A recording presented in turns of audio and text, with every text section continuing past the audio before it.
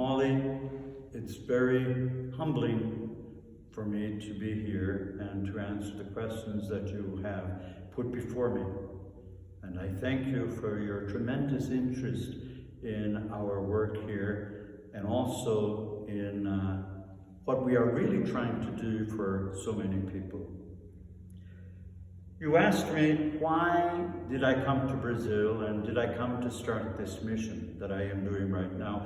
Well, actually I didn't. I came to Brazil at the request of my provincial superior in 1980. The provincial superior asked me if I would be willing to go to Brazil and to work in Brazil. So I jumped at the opportunity to work in a mission country, in a mission church, in a church that was missionary and trying to help the poor. Actually, I worked for almost 20 years in Brazil before I began this mission. I worked as the professor in the seminary, professor in the university, and working with seminarians who were trying to be, or striving to be rather, a redemptress. Well, after about 20 years of working in different areas and working in formation with young people desiring to be redemptress, I asked permission to work with those who live in our streets. And I was given that permission. And I began by opening a receiving center in the center of Curitiba, a city of 2.5 million people. And in that little center that we established, we fed over 350 people a day. And that went on for almost 10 years. But after the second year, I discovered the need, tremendous need in our streets, and that was the plight of street youths. They had no place to go, 18-year-olds and over. Before they were 18, they were in state homes, but once they reached the age of 18, they were practically forced out of those state homes because they were adults and the state homes were for children. And so I found a house that I would like to have bought, and so I called my mother, your grandaunt, and I asked her for the donation to purchase that house, and which she did. And the house, after 2 weeks, I discovered that the house had to become something different. It couldn't be just a receiving center for them to live or to sleep. I realized that none of them could read or write. So I changed the whole objective of this house and it became a school. And that's how the Sarnelli School began. You asked me, what were the three biggest problems that I had to face? Well, the biggest problem we always have to face here in Latin America is financial. How to maintain everything that we try to begin. I opened a clinic for those who suffer from substance abuse about 10 years ago, and after 2.5 years I had to close it because I didn't have the financial support to maintain it. Our school continues to be a big financial headache, but it is a nice headache because it is giving tremendous opportunity to those who need it. And so with the 3 places, I had to reduce my work to 2 places, the residence for those students of ours who are in university and the school.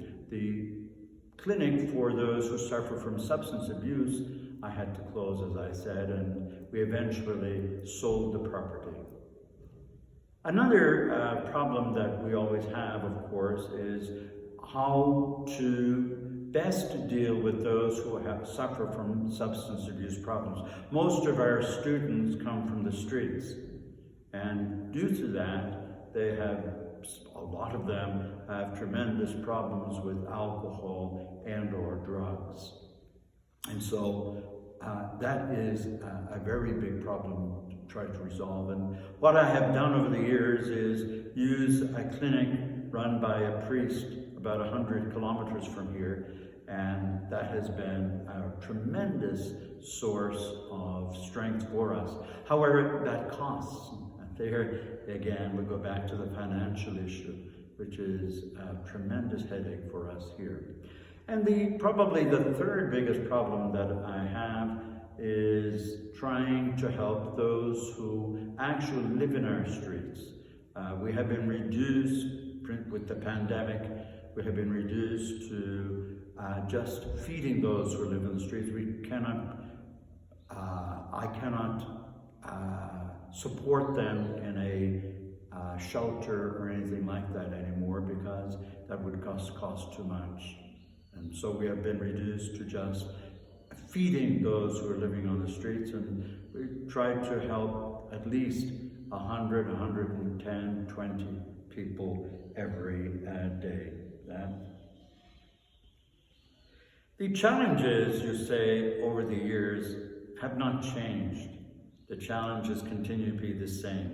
How to really help those who are in, vamos dizer, let us say, sorry, I went back into Portuguese for a minute there. Let's say that the biggest problem, I think, is how to really be a source of strength and life and hope for those who are abandoned, who are excluded in our society. This school that I established is a tremendous light in the life of so many young men who have come through our school.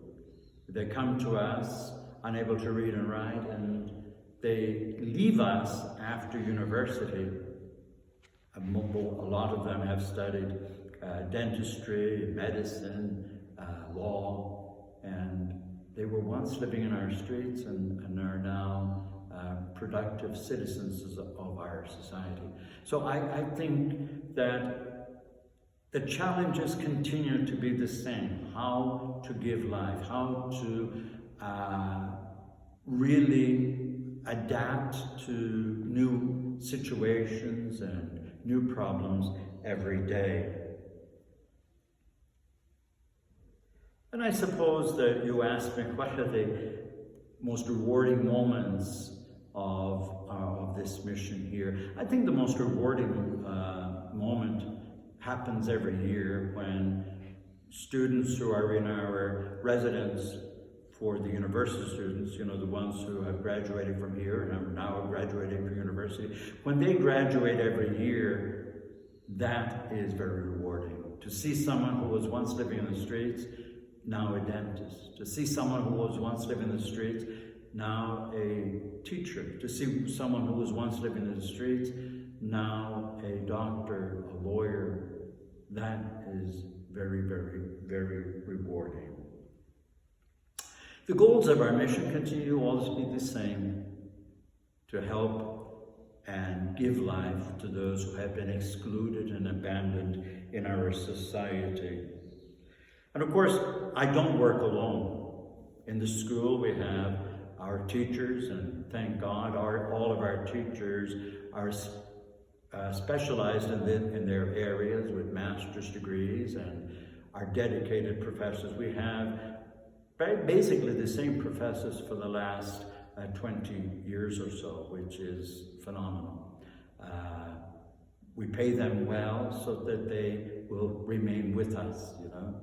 Also, as religious, there are 3 religious who work with me, and together we form a team and try to do the best we can for those who are living abandoned in our streets.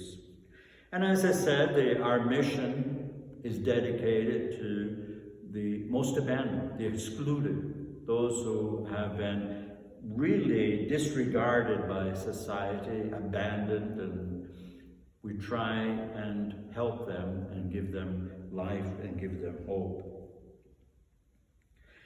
You asked me, did I always want to be a priest? My vocation is to be a religious, is to live religious life and as a religious, to give hope to those who are most in need.